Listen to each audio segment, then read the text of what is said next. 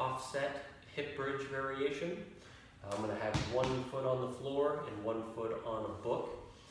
For this particular variation, we want most of the weight bearing through the foot on the floor.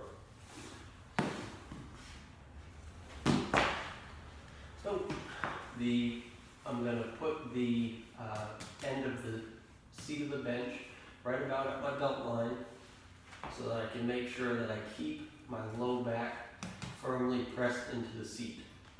From here, I'm going to drive my left foot down into the floor, trying to keep my right hip slightly higher than my left. So it's like I'm taking a left-hand turn as I push down into the floor with my left foot, and then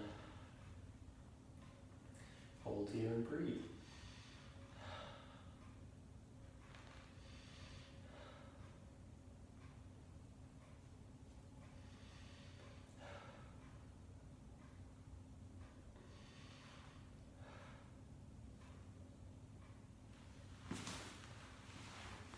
One of the most important aspects of this exercise will be to keep the low back secure against the bench. That will just make sure that you keep a little bit of a posterior pelvic tilt during hip extension.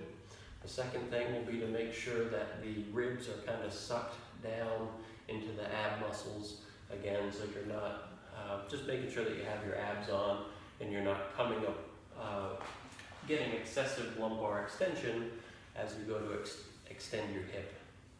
If you're having a tough time keeping the back flat, elevate both feet a little bit so you can still, maybe take a 45-pound weight plate, put it on the floor, and then you can offset your feet from there, putting, for example, the weight plate and the book down, so I'd have 1 foot on the weight plate, the other on the weight plate and the book, just so you can keep that low back flat. That's going to be of primary importance during this exercise.